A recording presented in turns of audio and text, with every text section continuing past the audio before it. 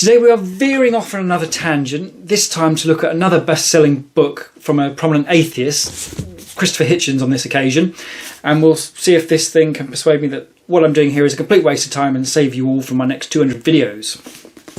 A big positive for this book is that Hitchens was clearly a really good writer, or at least he wrote things in such a way that they're very easy to read and it has wonderful ways of expressing things. So it's a very engaging read, but we do need to look into it to decide, is what he actually said of any use to us? I think Richard Dawkins and Christopher Hitchens are generally seen as the same thing in terms of both being prominent atheists. But there's quite a difference between the books in that The God Delusion is clearly Richard Dawkins trying to make the argument that God doesn't exist. Whereas Christopher Hitchens is taking much less about whether God exists, even though he clearly doesn't think he does, despite the title of the book, and more at the organised religion being a bad thing for the world and the root of all evil sort of thing. Interestingly, Hitchens asserts himself as something going beyond an atheist. He talks about atheists can be an atheist but still wish it was true that God existed. You know, like we might wish Santa was real, that sort of thing. Hitchens, meanwhile, puts himself down as an anti-theist, so going not only beyond I don't believe in God, but all the way to I'm very pleased that there is no evidence that God exists. One of my key question marks over this book, however, is Hitchens' credentials for weighing up evidence. Because he says that in that comment that he's pleased there is no evidence for the existence of God. But then he also goes on to say, I think it was 2 or 3 times in the book, to question the historical existence of Jesus. I'm recording this video at the point I've only just finished reading up to the book of Joshua, so Jesus is still 1,000 years away yet. But I am aware that it's not really disputed by anybody that Jesus was a real historical figure. Certainly disputed whether he was who he said he was, or who the Christians believe he was. But no, as far as I'm aware, no one serious contests that Jesus was a real historical character. Indeed, even Richard Dawkins acknowledges that Jesus was real.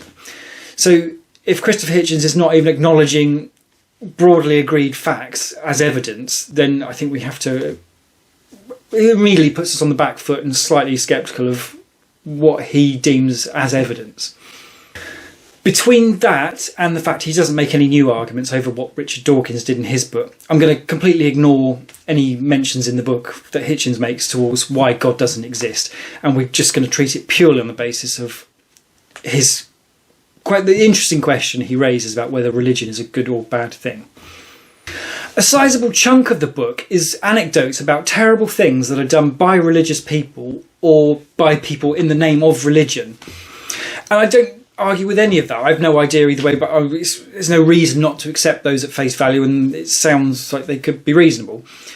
But there's no positives to balance it. For example, my understanding is the church played a prominent role in the abolition of slavery, and you think, okay, well, that's a pretty positive thing that's not mentioned here on the flip side.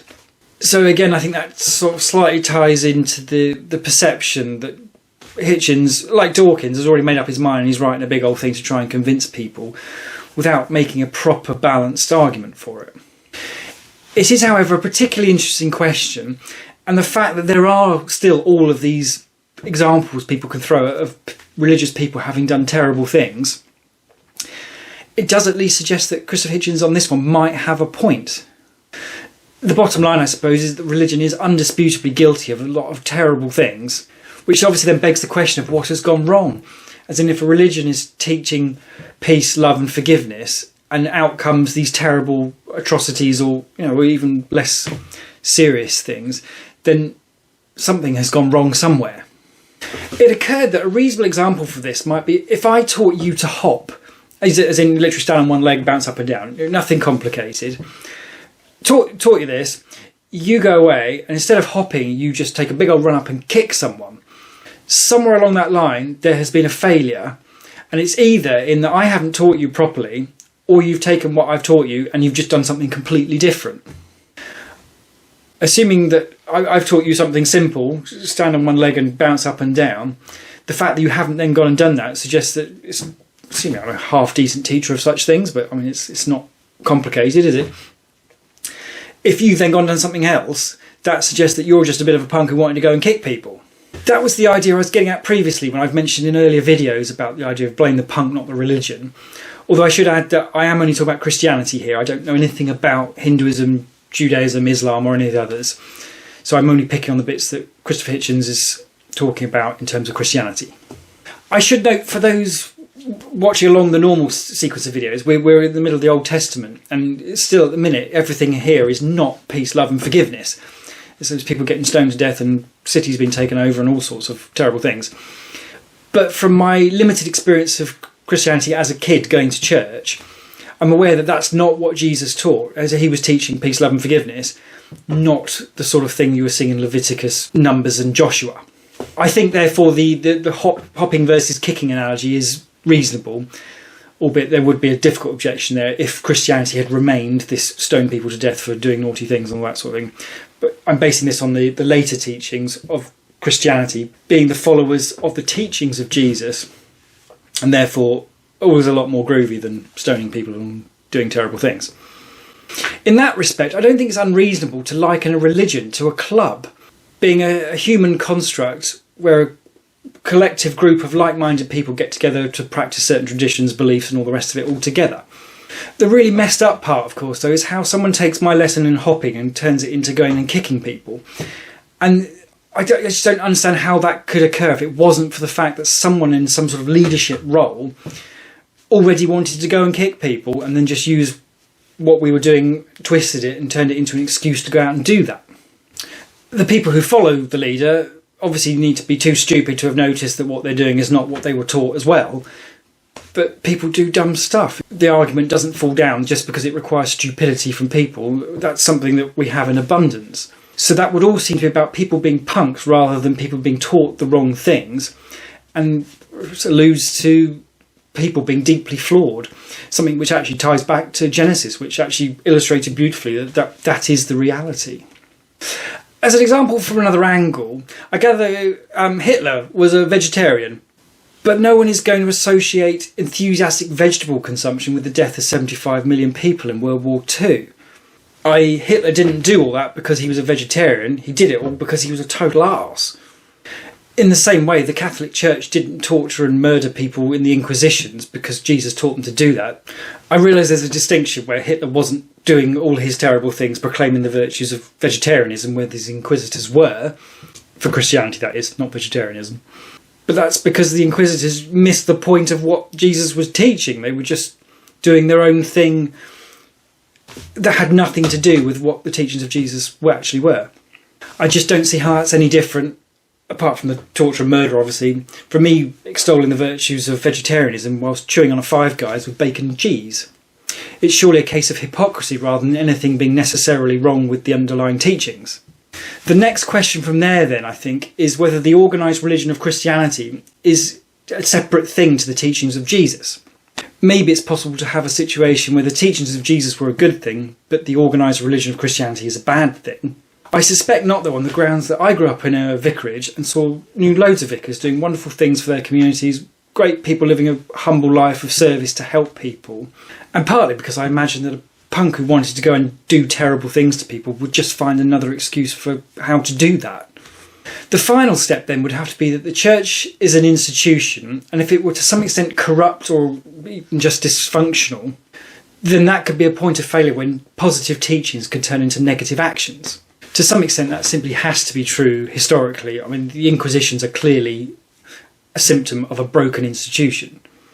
But also I think failures in modern times are far more prominent than the successes. Like, you're never going to see a clickbait news article for something great that the church has done to help some community or something else. And that stuff is happening all the time. But as soon as you have a priest who's behaved in an inappropriate manner, however rare this may be, that is all over the news. Now, I'm not saying that's wrong and that should be on the news and the church should be under pressure to address that sort of thing. My point is just that something extremely rare can make it look like the group behaves a certain way and it's characterised by that. But you are still talking about something that is extremely rare and would be a factor in any large collection of people because terrible people are around. So yes, Christianity clearly has a checkered history, but I think what is more important is how it is today. And that may not be perfect, but I think Hitchens just makes the mistake of attributing the actions of a very small number of people, and historical people, long since dead, like hundreds of years ago, the Inquisitions, as being definitive of the religion as a whole today. That's not to make light of past atrocities and all the rest of it, but we are dealing with a question of what is the case now, today, not what was the case 500 years ago or whenever else. There were two other ideas he had in his book which I found interesting. One that resonates with me a little bit, in that religion can look a little bit like a coping strategy for people who are overwhelmed with the depressing idea that life is fleeting, pointless, and ultimately going to be a lot of suffering.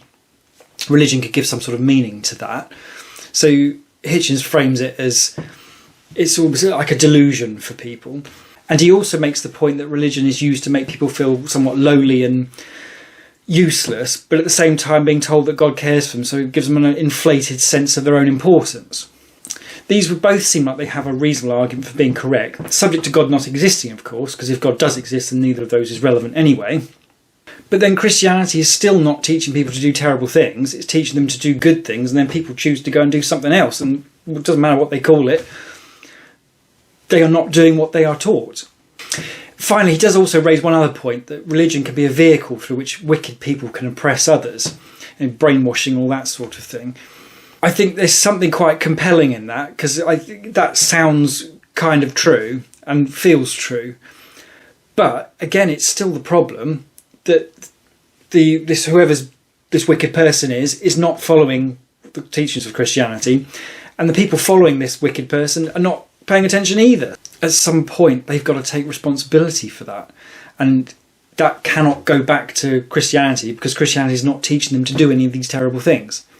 But yeah, we gave Richard Dawkins an F+ for the God delusion because he failed to bring anything really particularly compelling to the argument for the non-existence of God. Hitchens, I think, needs to do a little better than that, because he did bring a compelling argument in terms of, or compelling question in terms of whether we're all better off without religion. My feeling is just that he brought a very one-sided argument, and he failed to make the distinction between positive teachings and negative behaviour. So if I teach you to hop and you go and kick someone, that's just you being a punk going out and kicking people. So we're going to go for a D-, I think, for Hitchens. I would love to know what you think, though. Bearing in mind, my point is not that Christianity hasn't done terrible things, merely that my point is that Christianity teaches one thing, punks have done terrible things.